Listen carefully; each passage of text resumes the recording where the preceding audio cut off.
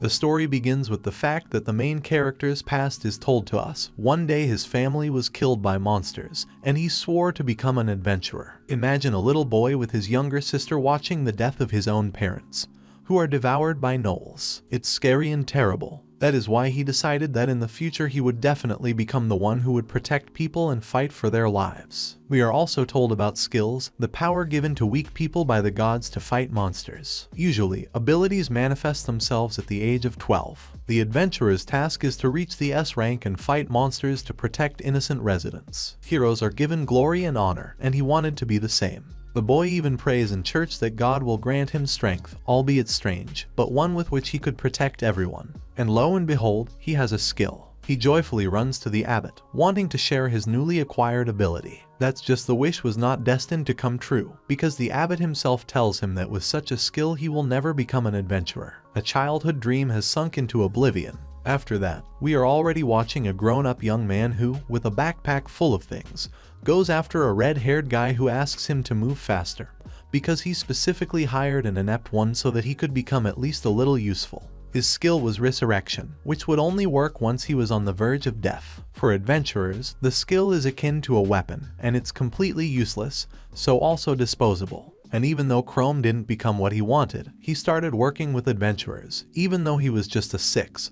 But even though he has to be an errand boy, he is still proud of doing something for his country. Many people discuss him, including those he serves, the red-haired one and another guy, claiming that even his own sister abandoned the boy because she had more magical potential. A small monster jumps at the red-haired one out of nowhere, and Ash, not at a loss, uses the flaming armor skill, raising his sword, which immediately lights up with red flames. A man with a bandana, apparently a comrade, throws a hammer using the superpower skill. Demons are difficult to outwit, but they are nothing before a direct attack. Moreover, for their level, this is quite a trifle. Ash shouts to the guy so that he finally deigns to collect the catch from their prey. After Chrome tries to hint that if they go deeper, not along the specified route, then it will not work to go back. But the stubborn heroes do not listen to him, and the red-haired one asks to shut up at all, clearly not wanting to have anything with the guide general. They move deeper before Chrome notices that someone's drop of saliva is falling from the ceiling. Cannibals. After that, there is a skirmish between them and the cannibals. Ash continues to swing his sword, but this does not bring any fruit, as there are more and more enemies. Apparently, the monsters are too hungry. At some point, the main character himself also decides to slay the cannibals with his little dagger, but his level is too low. Suddenly, when the guy turns his head, someone pushes him in the back, and since he was standing near the abyss, he immediately falls, having only managed to grab the ledge with one hand while the grinning swordsman was standing over him. The hero taunts him, saying that if he dies, nothing bad will happen, and runs away with a friend, wishing him luck to use the skill. The tentacles of cannibals immediately run over his legs, dragging him away. Even if he resurrects, he won't last long without help. As soon as he falls, his body is immediately torn apart by cannibals. Painfully, was he destined to die like this? The world is fading before my eyes. After that, a window pops up saying that the skill has been successfully activated. He finally manages to wake up. But how will Chrome survive in the lair of monsters? He tries to get up and notices that only bones are left of his body. No tissues, no skin, no organs. Just human remains. The guy can't even talk. In a panic, a skill window opens, where a new race is indicated for him. A Lich, a soul that was reborn with evil magic, living in the bones of the deceased. Simply put, a walking corpse. The abbot told him that the skill resurrection is very rare, but it is completely useless for an adventurer. As a result, he became as useless as he was. This body is akin to a dead one, so what good is it? He wanted to defend his country. He even sacrificed his own safety in order to be betrayed by his comrades in the end.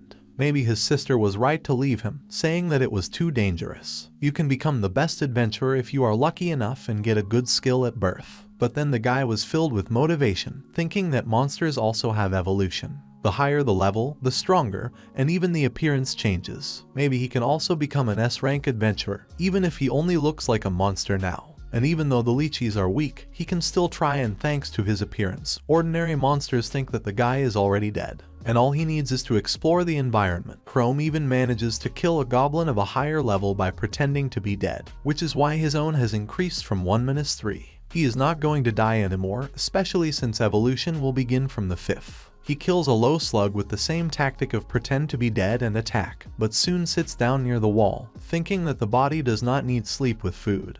But if Chrome stops sleeping, he will lose his humanity altogether. Also, because of being in the dungeon, he completely lost track of time. I wonder, sister, is Carmia even worried about him? The girl usually didn't care even if he disappeared for a few days. Chrome decides to stop thinking this way, intending to attack the level 7 Red Eye by pretending to be dead again.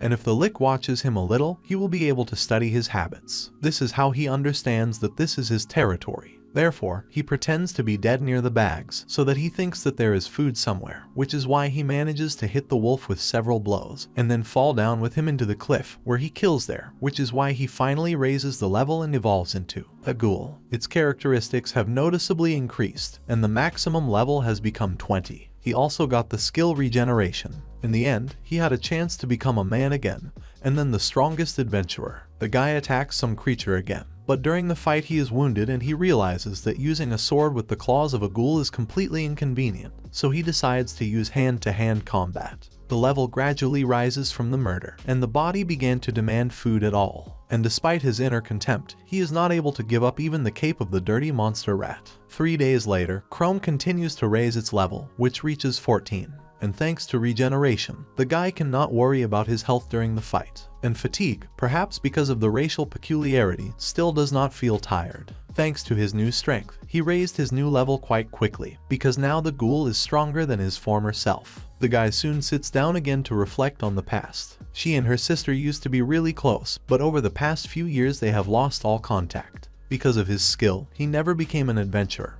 He had to work as a guide for pennies, which made it impossible to provide for his family at all. But Carmia was able to awaken her magic skill and become an adventurer. At one point, she even called him a weakling who clings to a ridiculous childhood dream and a talentless person. After they began to communicate less, so she also looked down on him. But then some unknown sounds are heard in the cave, which immediately attract his attention. It turns out that these are people, and not just people, but also a sister. The dungeon, of course, is located next to the village, but why is it here? He needs to leave as soon as possible. The girl herself is in the team that makes potions. Apparently, they came here for something important, because human lives depend on it. But then the group gets distracted as soon as they hear the sound from the ghoul's claw. They immediately react, thinking that it is a monster, and Carmia uses an ice arrow. One of the fragments hits him in the shoulder, which makes him unable to escape, and the group discovers him. The group consists of Lena Reline, Derek Dean, and his sister. The latter suggests attacking not unreasonably, but combining attack and defense against a monster attack.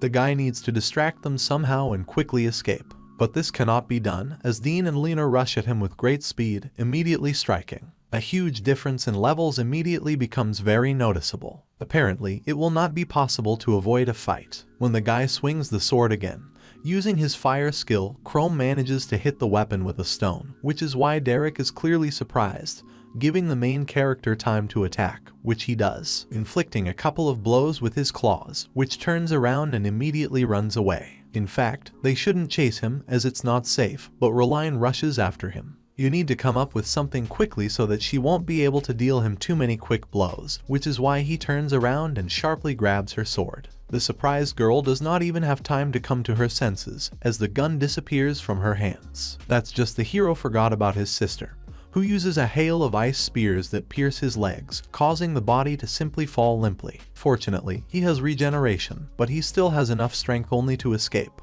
He only has one chance. Carmia uses an ice trident. If he doesn't run away now, his own sister will kill him. Regeneration has not completely restored his leg, and attacking it is very stupid. Only one thing comes to mind. The ghoul tries to pronounce at least the girl's name, and this shocks the sister so much that she misses with a trident, which Dean is very unhappy with. Chrome manages to get up at this time, and while Carmia is confused, he scares her and then immediately runs away. She begins to think that the monster is too intelligent and even more like the undead. Something's not right here. The ghoul manages to escape far enough, having definitely decided that he is not ready for meetings with adventurers yet, and it is better for him to deal with monsters first in order to increase his level. Also, he notices to himself that he has not seen his sister walking through the dungeons for a long time. They usually went scouting together, but when she raised her level, she stopped doing it. I wonder if they went the other way. But for greater safety, he decides to go completely the opposite way before he realizes that there is a deeper part in the direction where the detachment is heading.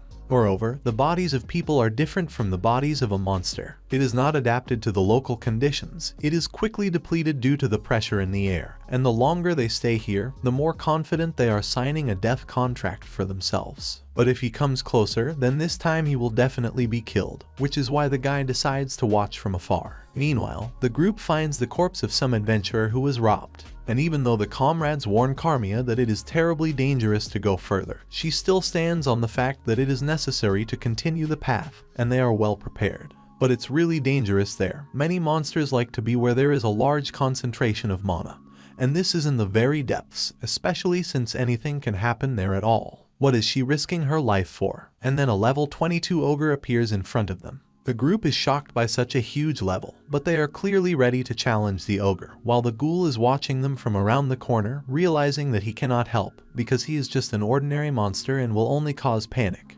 Derek is outraged, saying that they should not have gone there at all, but Carmia assures that they can cope with him, especially since they are outnumbered. The guy just tries to use his sword again, but the ogre literally knocks him over, and Lena, who uses levitation, he knocks down with one push. Ice spears also don't do much damage to him, they can't even pierce his skin. And although the team may be strong individually, they cannot work together at all. Carmia comes to the conclusion that she will have to use her strongest spell. If it doesn't work, then they will have a chance to at least escape. However, it has a small range and it won't be difficult to dodge, so her comrades should distract the monster. Dean thinks to run away, since he doesn't want to die here at all, but Chrome's sister gives an order, which makes him bend over and whisper something to another girl before they attack the ogre. The magician has a chance to finally use his ice trident, despite the fact that the enemy is not so close.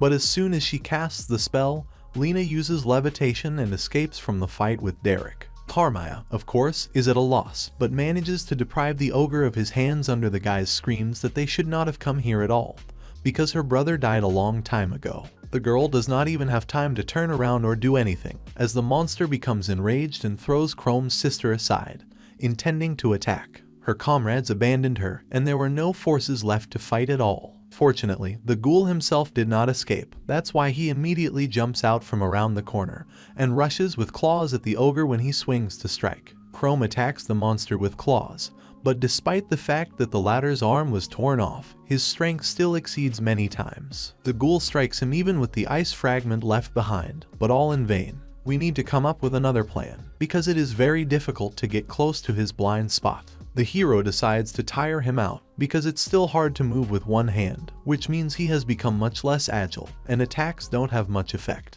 Therefore, the more the guy moves, the faster the monster loses patience, which is why he roars, intending to use his fangs in a move, opening his mouth. It is at this moment that Chrome rushes forward, punching his teeth with his fist, sacrificing his arm. You can't hit him in the chest, and you can't punch his head, but getting into the monster's mouth and injuring him from the inside is easy. The ogre was defeated, falling dead. The level rose to the 18th, and regeneration returned the limb. And even though his sister looked down on him, he still can't leave her, so he throws her on his back, immediately going back to the exit, along the way finding the sword that was with him from the very beginning.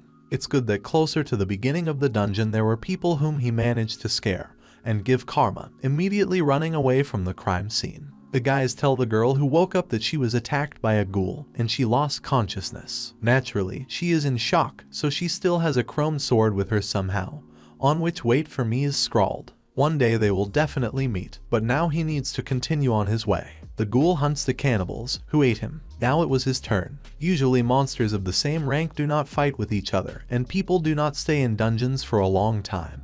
But apparently Chrome has become an exception. He continues to eat the meat of an ogre, thinking that he lacks only 2 levels before the next evolution. And as if on command, not just a monster appears in front of him, but a real gargoyle of the 21st level. She shouldn't be in this part of the dungeon at all. She has a very good volley of fire, and she is also able to use a sword, from which he has to dodge every time. The monster clearly does not want to let the small midges out of sight, so every time it attacks and runs after him, while Chrome himself still manages to overtake the cliff. There is nowhere to go, because behind the gargoyle is already about to release its powerful fire. He jumps down, but grabs the ledge so that the monster is the first to be at the bottom of the abyss, and after that the ghoul rushes after her. hitting her face with his claws and pinning her to the ground. The level has increased to the 20th. The next stage of evolution is available. The hero immediately runs to some lake, wanting to find out as soon as possible who he will turn into this time and whether he will become more like a person. A new stage has been reached, a mimic with the rank of C. He gained in height, and a mask appeared on his face, which did not want to be removed in any way. There is also a new skill, Reincarnation. Mimic is an undead, imitating people and attacking them. It is said that those who managed to see the essence hidden under his mask did not return alive. He's much more dangerous than a ghoul. Chrome immediately decides to try out his skill, which turns him into a human, although with a different appearance and a mask on the temple, but a person. Also, this skill consumes enough mana, and with his current reserve, he will be able to use it for only 4 hours. It will definitely not work to live in the city, so he should just continue to improve his level and evolve. But then a violent earthquake begins abruptly, which turns into a couple of minutes later, bringing down several stones. What was it? There are also rumors that the remains of a huge monster have been preserved deep in this dungeon. The space created by his evil mana is a dungeon. Anomalous phenomena occur quite often in places where adventurers have not looked for a long time, which means that there is an overpopulation of monsters. Maybe that's why there was an earthquake and the monsters of rank C began to change their territory. This must be just the beginning. As if by order, another gargoyle appears from some hole, which takes the hero by surprise, immediately using a fire volley and going to attack the mimic, who manages to not only knock her down, but also kill her. This time he coped much faster, because not only did he become stronger, but the attacks of these monsters are the same. Moreover, they are not as intelligent as humans and attack indiscriminately. Chrome will finally be able to dive deeper into the dungeon, because he has increased his rank and has become more resistant to dark energy. And it seems that gargoyles are no longer his rivals. Or not, because they immediately flock to the cry of a dying colleague, and he has to escape from the scene of the crime. Monsters began to change their habitual habitat, and their level has greatly increased. There is undoubtedly something terrible going on in the dungeon. The hero also destroys monsters, increasing his level. High physical qualities, claws with fangs, endurance, skills, and a body more powerful than any ordinary person. The next evolution is at level 50 and maybe he will finally be able to get out of here. But still, C-rank monsters are almost frequent visitors now. Previously, only those with rank D, and maybe even lower, lived here. This is clearly due to overpopulation and began even before the appearance of that ogre. If this goes on, they will be able to get to the surface and start terrorizing the nearest lands. And the only way to stop it all is to defeat the main boss of the dungeon, which is located in the very depths. Here, for some reason, footsteps begin to be heard, but not of some monster, but of a person. Frank Frey appears on level 20, along with Guido Gillette on the 19th and Shelley Schultz on the 18th. The heroes discuss the appearance of monsters with a much higher level, intending to inform not only the guild master, but also to defeat the main boss. Chrome decides it's better for him to leave. Frank argues with Guido that their numbers are not so important right now. There won't be a better chance in the near future, while the latter assures him otherwise. They may not be able to cope with ordinary monsters if there is also overpopulation. In the end, the level and appearance of the monsters have changed, which means that they do not even know banal attacks. Frey, apparently, only cares about materials and their sale. Moreover, their duty is to protect people, and the latter may suffer if they do not stop such a huge number of monsters. Shelley, it turns out, even destroyed his hometown because of this phenomenon, in which he and Chrome are similar, although the latter managed to restore everything. But then Gelato notices the mimic's paw before immediately attacking with an arrow, using the hunter's God's Eye skill to spot the target. The heroes decide to attack all together, and the mimic himself has to use his skill. And just at the moment when they point their swords at the stone, the guy leans out of his seat, immediately raising his hands up. He lies about being an adventurer and didn't get out because he thought bandits had entered the dungeon. Guido doesn't really trust his nervous voice and appearance, so he gets ready to shoot again, while Frank thinks that the guy doesn't look like an ordinary adventurer at all. It seems that using the skill only made things worse. The man, Frank, seems to be more friendly to him, suspecting that the stranger in front of him is not injured because of the skill, and judging by the worn-out clothes, he has been here for several days. So where is his band? What level does he have and what has he forgotten here at all? Chrome suspects that the more they analyze each other, the fewer options he has to answer the questions asked.